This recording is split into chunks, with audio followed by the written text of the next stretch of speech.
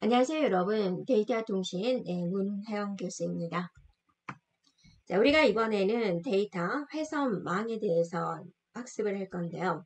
먼저 전용 회선이다, 교환 회선이다 라는 용어가 나오는데 이게 무엇일까 한번 살펴보도록 할게요. 전용 회선이다 라고 하면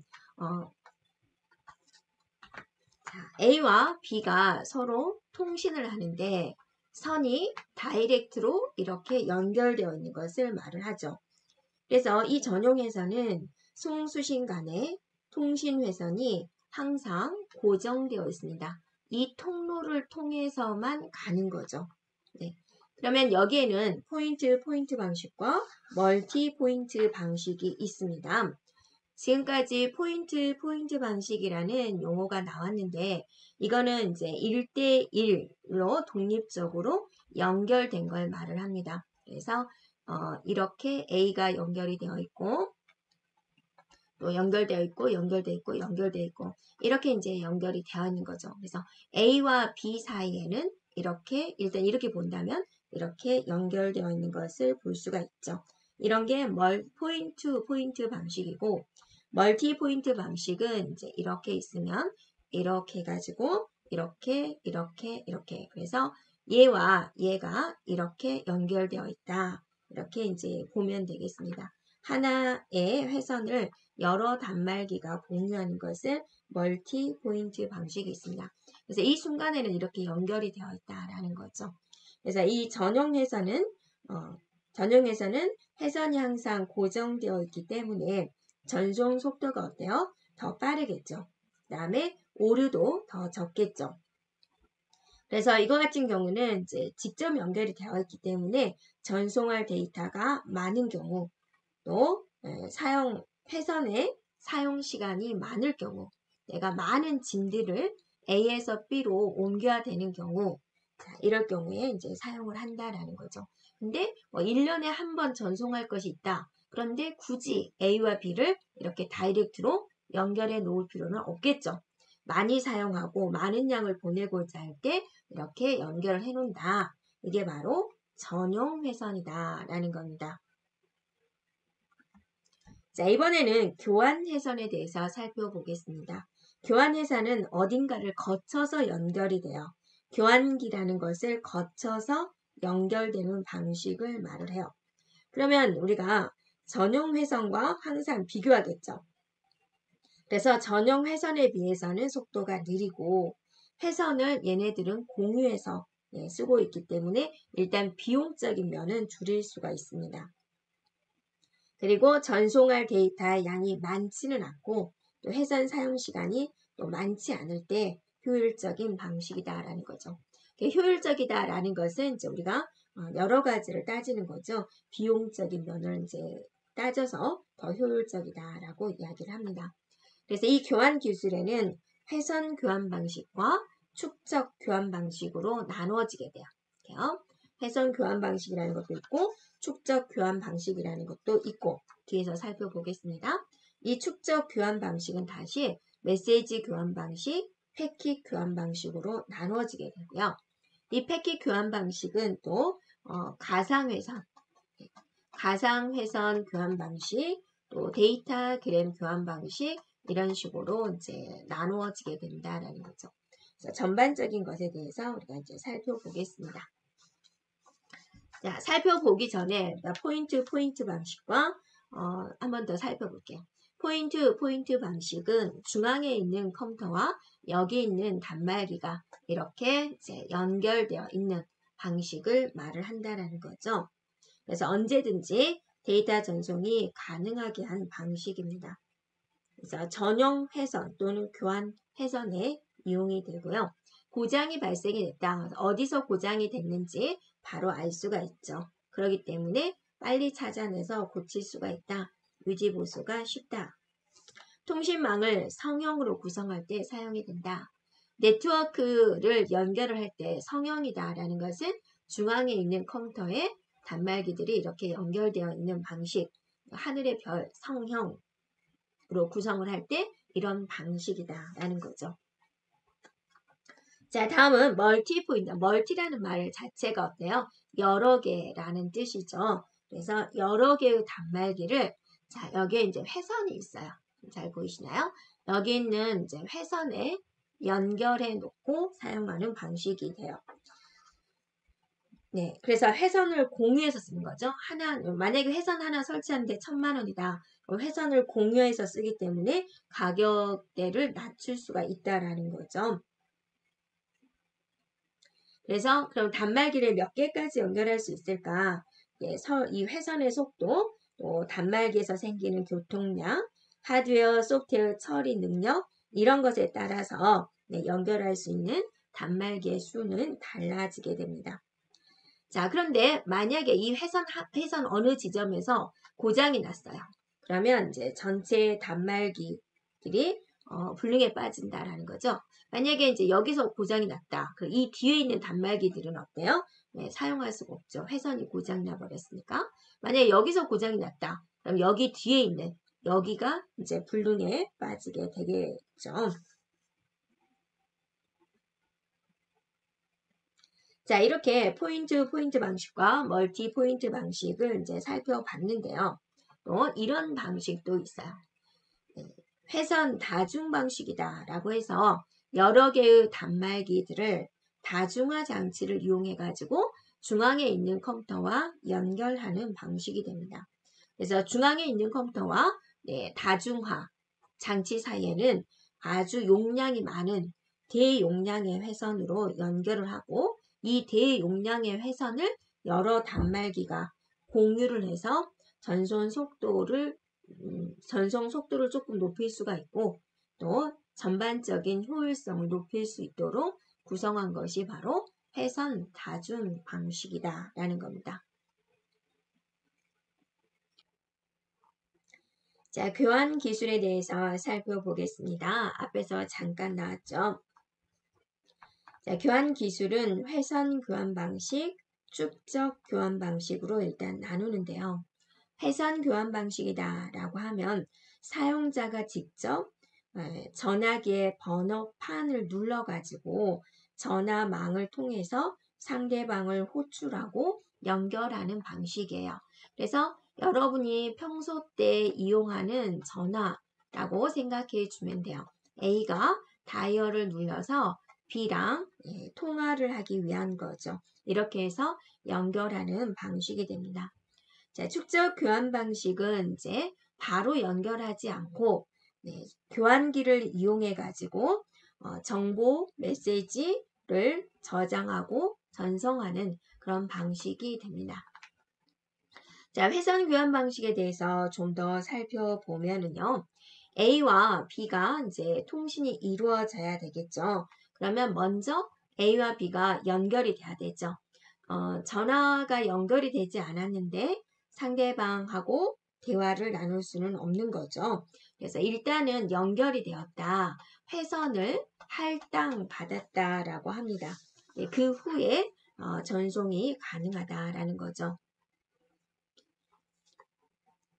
그래서 이제 가장 핵심적인 부분이 이겁니다. 회선을 먼저 할당을 해라. 데이터를 전송하기 전에 물리적인 통신 회선을 통한 연결이 먼저 필요하다라는 거예요. 그래서 일단 접속이 되면은 그 통신 회선은 전용 회선처럼 데이터가 전달이 되죠. 여러분이 이렇게 생각해 보세요. A와 B가 전화 통화 연결이 됐어요. 그러면 얘네들이 전화를 끊기 전까지는 C가 B랑 전화 통화 좀 하고 싶은 거예요. 할 수 있나요? 없게 되는 거죠. 그래서 둘이 회선을 끊지 않은 한은 다른 사용자가 사용할 수가 없어요. 별로 할 말도 없는데 그냥 1시간째, 2시간째 수화기만 붙잡고 있을 수가 있겠죠. 그럼 전반적으로 회선은 잘 돌아가나요? 별로 효율성이 없다라는 거죠. 그래서 보내지도 않은데 그냥 회선 끊기 싫어가지고 둘이서 이렇게 계속 하고 있다. 그럼 다른 사람은 이 회선을 사용할 수가 없다. 그래서 전체적으로는 효율성은 떨어진다라는 거고. 자, 회선을 확립을 하겠다. 우리 연결하자라는 확립의 과정. 전화를 끊는 이제 다 했어요. 할 말 다 했어요. 그러면 어때요? 끊어야죠. 단절. 그래서 확립과 단절 과정이 필요하다라는 거죠. 그래서 데이터 전송이 이루어지지도 않는데 그냥 접속만 유지되어 있는 경우가 있다. 이런 경우는 회선이 전반적으로는 낭비다라는 거죠. 이 회선 교환 방식은 다시 공간 분할 교환 방식과 시분할 교환 방식으로 나눠지게 됩니다. 공간 분할 교환 방식에 대해서 살펴보겠습니다. 이거는 접점을 이용해 가지고 교환을 수행하는 방식이 됩니다. 그래서 A에서 나오고 또 B에서 만나는 이런 접점을 이용해서 이제 교환을 수행하는 방식이 되는데요. 여러분이 우리가 이용하는 음성용 전화 교환망이 이런 방식이 되고요. 음성을 위한 것이기 때문에 데이터 통신을 위해서는 융통성이 적고 오류가 높다라는 특징이 있습니다. 그리고 처음에 연결하는 연결 접속 시간이 길고 고속 전송이 이제 어렵다라는 특징이 있습니다. 그래서 음성용이다라는 거죠. 그래서 데이터 통신을 하기에는 약간 이제 좀 부적합한 그런 부족한 부분도 있다라는 거고요. 이 공간 분할 교환 방식 중에서 이 1단이 있고 다단이 있는데요. 한번 살펴보겠습니다. 입력이 있습니다. 입력. 자, 나 너랑 통화 좀 하고 싶어. 이런 회선이 많이 있다라는 거고. 자, 이 사람에 대한 내용이죠. B라고 생각해 보세요. A, B. 이렇게요. 그래서 만나는 지점, 이 만나는 지점에 걸리는 사람, 이 사람과 전화 통화를 할 수가 있다라는 거죠. 그래서 입력 회선이 M개고 출력 회선이 N개일 때 교차점은 M 곱하기 N개가 된다라는 겁니다. 그래서 일단 연결이 되면 전송 지연은 없고 데이터 전송이 완성될 때까지 연결 상태는 지속적으로 유지하게 됩니다. 자, 그러면 M 곱하기 N의 교차점입니다. 실제로 이용되는 교차점은 N개다라는 거죠. 실제로 사용되는 것은 N개다라는 겁니다. 그래서 자, 이 입력 지점에서 이게 들어왔죠? N개죠. 그 다음 C라는 사람도 어때요? 한 사람하고만 통화할 수 있잖아요. D라는 사람도 한 사람하고만 통화할 수가 있잖아요. 자, 이렇게 되기 때문에 실제로 사용되는 것은 N개다라는 거죠. 그래서 전반적으로 이제 선은 많지만 실제로 이용되는 것은 이거기 때문에 비효율적이다라는 거고, 그래서 대규모 시스템에서는 구현하기가 어렵다라는 거고요. 하나의 교차점이 고장난다. 그러면 이 교차점에 해당된, 만약에 여기가 이제 고장이 났다. 이 교차점에 해당된 부분은 이제 연결이 안 되겠죠. 자, 그래서 이런 약간의 보니까 이제 설명이 계속 비효율적이다라는 말이 나왔던 게 1단이 되는 거죠. 그래서 이제 또 고민을 한 거죠. 그래서 다단 공간 분할 교환 방식을 만들었어요. 1단계에서 1단 공간에서 보여주는 많은 단점들을 보완한 방식이 돼요. 그래서 1단은 교차점을 줄였어요. 네. 그럼으로써 이제 크로스바의 이용도가 이제 높아졌다라는 거죠. 네. 그리고 장치 대 장치를 연결하는 경로가 이제는 하나 더 이상 존재하기 때문에 1단 공간에 비해서는 좀 더 신뢰성을 향상시킬 수가 있다라는 겁니다. 하지만 여러분이 보기에도 어때요? 훨씬 더 제어 체계가 복잡한 거를 볼 수가 있죠. 그래서 공간 분할 교환 방식에는 이런 게 있구나라고 살펴보면 되겠습니다. C분할 교환 방식에 대해서 보겠습니다. C분할 교환 방식은 우리가 TDS다라고 말을 합니다. 타임 디비전 스위칭이다 라고 하는데요. 네, 다수의 여러 가지 디지털 신호를 시분할적으로 동작시켜서 다중화하는 겁니다. 자, 여기서 이제 T가 시간, 타임이다라는 뜻이죠. 그래서 데이터 전용 회선 교환 방식에 이용이 되고요. 이 시분할 교환 방식에는 TDM이 있고 TSI가 있고 시간 다중화 교환 방식이 있습니다. TDM 방식이다 라면은 이제 어떤 거냐면 자, 이렇게 해서 데이터가 여기를 거칩니다. A, B, C, D가 여기에 이제 들어오게 되는 거죠. 그러면 이제 여기를 거칠 때도 A 가고 B 가고 C 가고 D 가고 해서 자, TDM을 거쳐 가지고 여기에 이제 결과가 나오게 됩니다. A, B, C, D 1번, 2번, 3번, 4번이 되는 거죠. TSI의 핵심은 뭐냐면 여기서 타임 슬롯 인터체인지예요. 교환하는 거죠.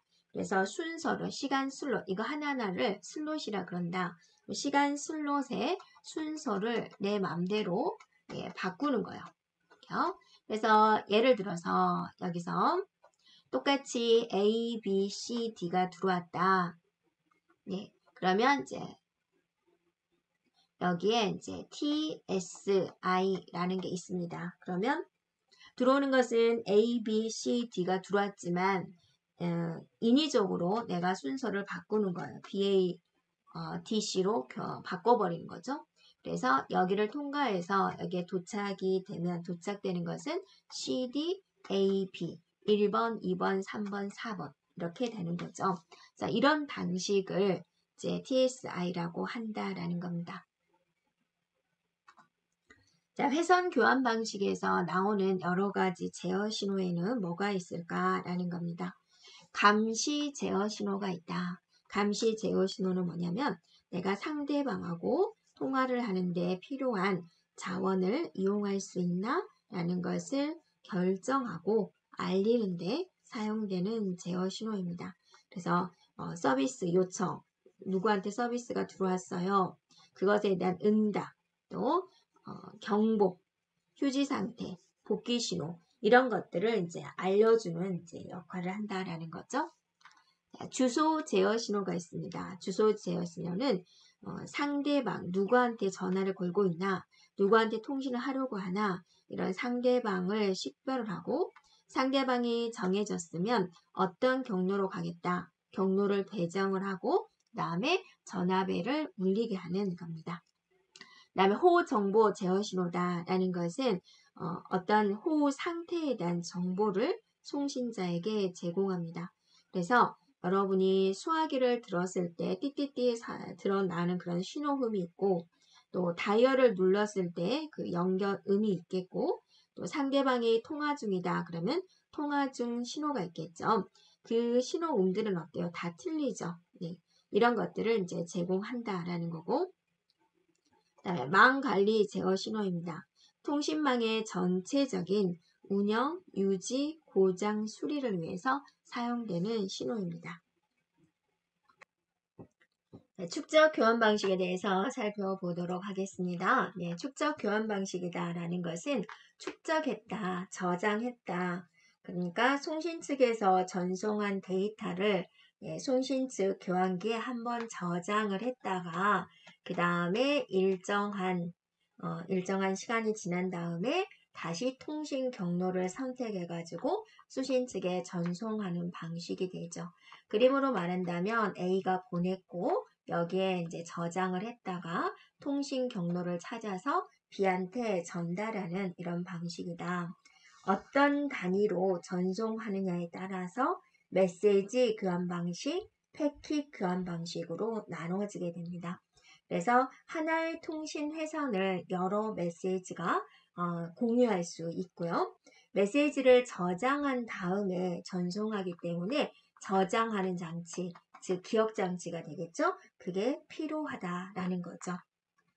자, 축적 교환 방식의 첫 번째 메시지 교환 방식에 대해서 살펴보겠습니다. 메시지 교환 방식에다는 이제 상대방 주소를 첨부해서 전송을 하는 거고 메시지는 노드에서 노드로 네트워크를 통해서 이동되는 방식이에요. 이거를 이제 이런 연결, 노드다 합니다.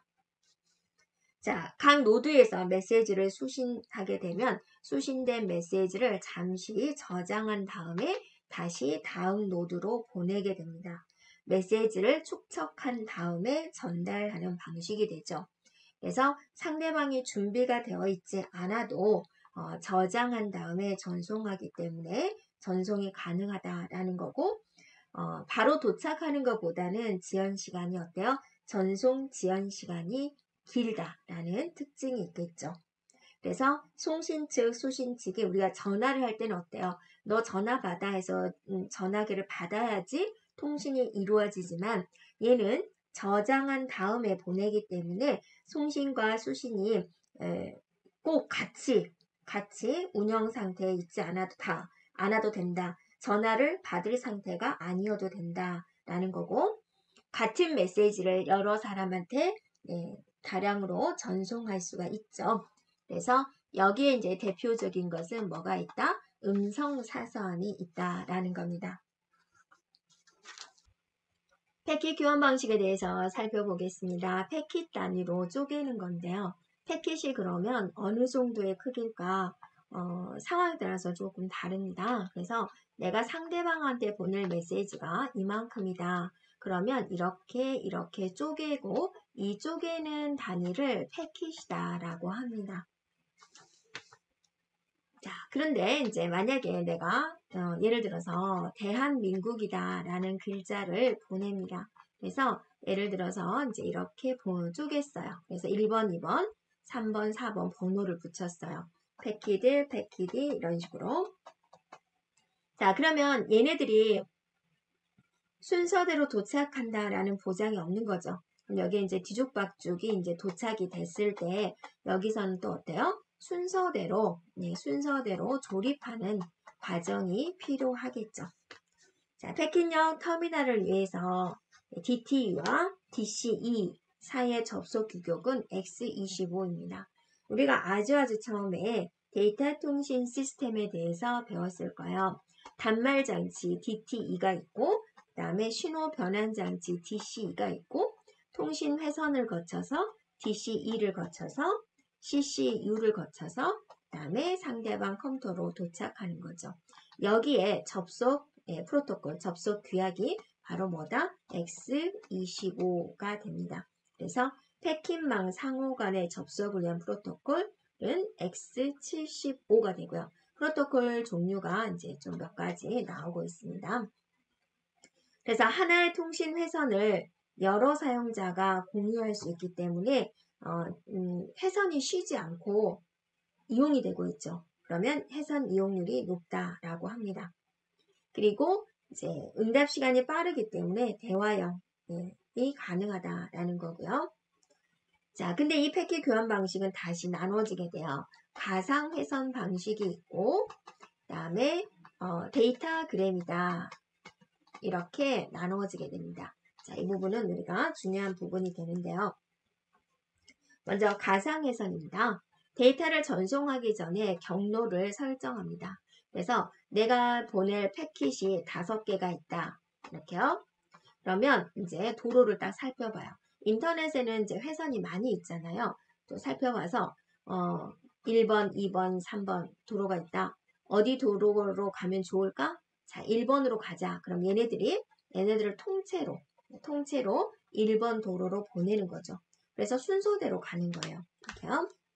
그래서 이 하나의 도로, 이 부분만 우리가 통제를 하면 되기 때문에 오류 제어, 흐름 제어, 이런 것들이 이제 가능하고 신뢰성은 이제 높다라는 거죠.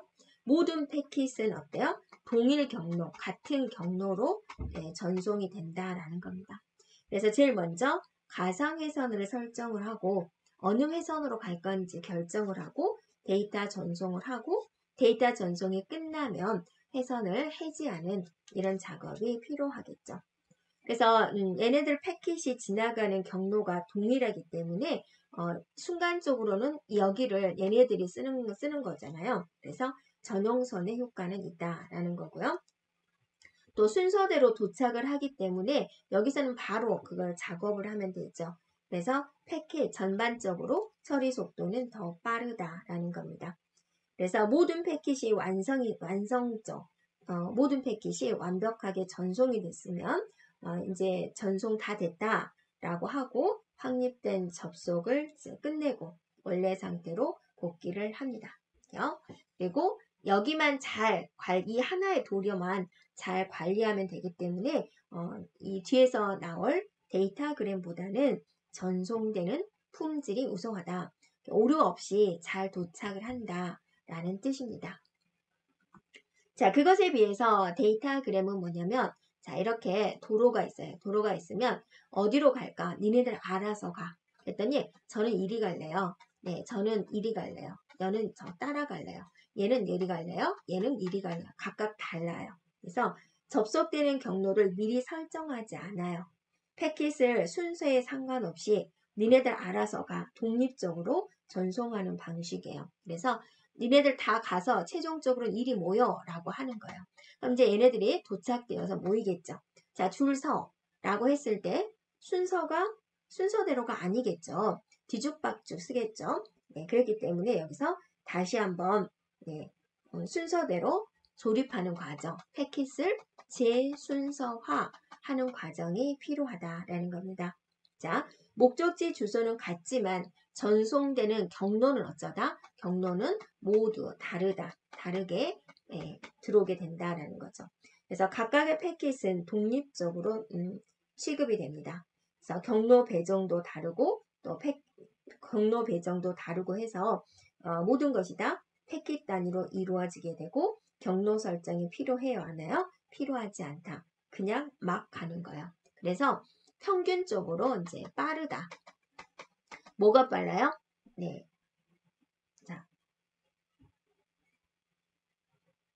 자, 전송되는 게 일반적으로 이제 빠르다. 네. 모든 패킷이 다 여기에 도착되는 그 시간을 재봤더니 가상회선보다는 이제 더 빠르다라는 겁니다. 자, 그리고 이제 마지막 여기서는 순서대로 도착 안 할 수도 있기 때문에 재순서화하는 과정이 필요하다라는 거고요. 이거 같은 경우는 이제 소수의 패킷으로 짧은 데이터 전송에 적합한 방식이다라는 겁니다. 자, 패킷 교환망에 대한 기능에 대해서 살펴보겠습니다. 패킷 다중화입니다.